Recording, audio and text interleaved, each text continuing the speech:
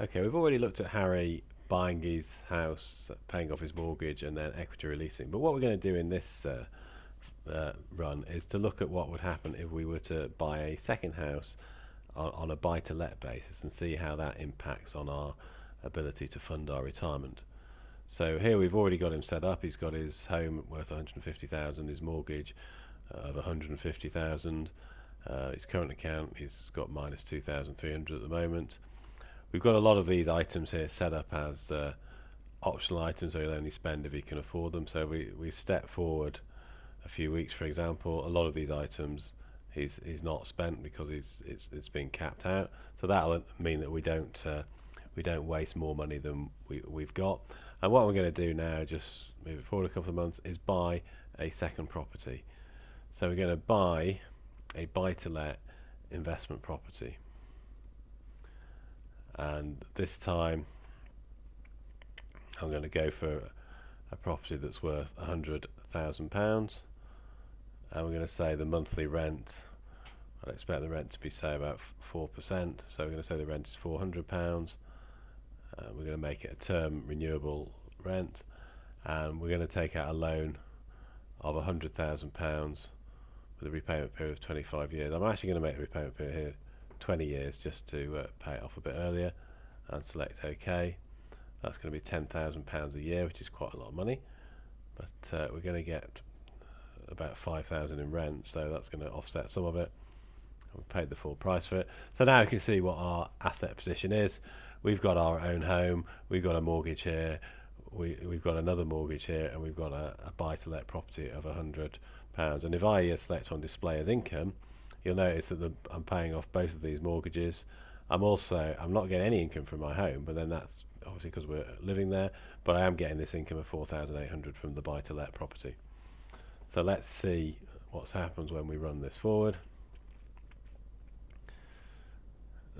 Now you can see a lot of these items that are capped out are coming down the probabilities, because we're spending a lot of money on mortgage, more than we're getting in rent, so we've not got a lot of money to spend. So a lot of these items that are not essential items we're having to cut down on,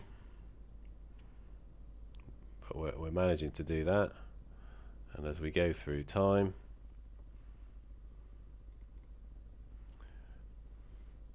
the value of these mortgages come down. If I now look at on the display as value, I can see my buy-to-let property is worth £200,000 and it's only got a mortgage of £2,000 left. My home is worth £300,000 and only got a mortgage of £61,000 left. So if in the next few months, that mortgage, which was a 20-year mortgage, is paid off. So now I should be considerably wealthier, and we should notice some of these items beginning to increase now and being capped out less often. And that's what we're actually seeing here. So we've got a lot more money to spare now. What we could do now, with a bit more money to spare, is go for another buy-to-let property. So let's select property there, buy a buy-to-let investment property. Now we're going to go for 300,000 this time. So we'll go for 250,000. If you notice up here, £100 of today's money will be worth £285 of today's money will be worth 100 at this point in the future. So a 250,000 house is equivalent to roughly a 90,000 house now. So that's not overly expensive. The rent we're going to set at £1,000, which again is about 4%, and we're going to say it's a term rent again. So make that 250,000 there. Repayment period now. Well, we want to retire before say 65, so I'm going to make it 15 years. I'm going to be quite aggressive. And that's going to be £28,000 a year, so that's going to be quite a lot, but we're going to go ahead and process that, pay the full price for it. We're just going to have to pay a banking charge there because we've taken out the loan before we've bought the house before we've taken out the loan. That's not a problem. So we've now got, again, another buy-to-let property. We've got two buy-to-let properties. We've got a second mortgage again, and the first mortgage is down at 26,000. Our current account here is at minus 12,000, so we need to be a bit careful with that. So I suspect as we go forward, we're going to have to pay charges because we're going forward. So what I'm going to have to do is take out a short-term personal loan.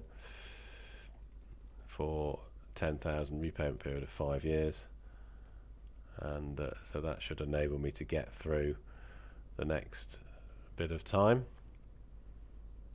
So the personal loan is coming down there, but we've got the current accounts considerably in debt again, so we're going to have to take out another personal loan. So this is beginning to get a bit expensive now, and you can see why there's a potential problem with buy-to-let properties. You're quite leveraged, so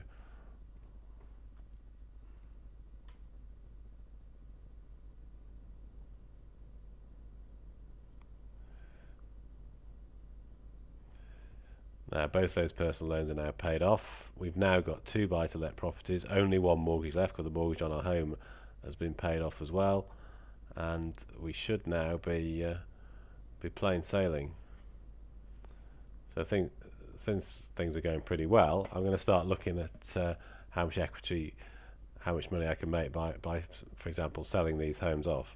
I can look at it when I look at display as income. I'm getting income off both of these properties, so I could just use that income, or I could sell the properties and buy an annuity. I'm going to try selling one of them, buying an annuity. So we'll look at the value. I'm going to sell the most expensive one, the £435,000. So sell some of that, sell 1 unit of it, and that £435,000 goes then to my current account.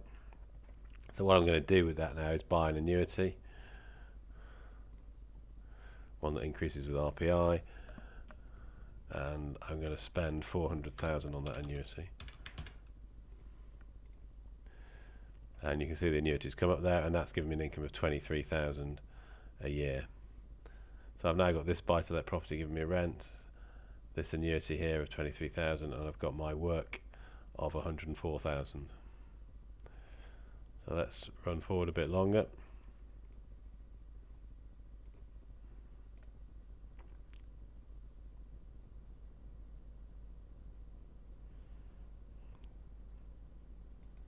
See, our final mortgage has been paid off now.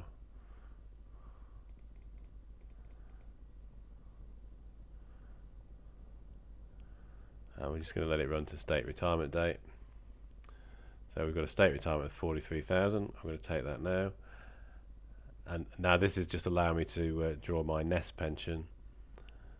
So I'm going to do that. Which obviously is not a lot of money, but just £197 a year, but I opted out of it straight away, so that's to be expected. I can now see my overall position. I've got a current account which has got £304,000 in it, and that's generating an income of 17,000. I've got a state pension of 43,000. A buy-to-let property is giving me 4,800, and I've got an annuity of 33,000. So between these various items, I've actually got enough to live now without equity releasing. So if I carry on running the model,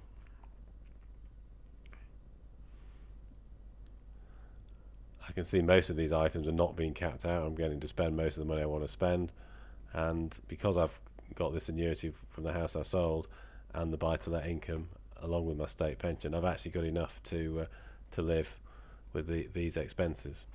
So you can see how buy-to-let property, it can cause problems in terms of cash flows in the short term, but it can be quite an effective way of funding your retirement.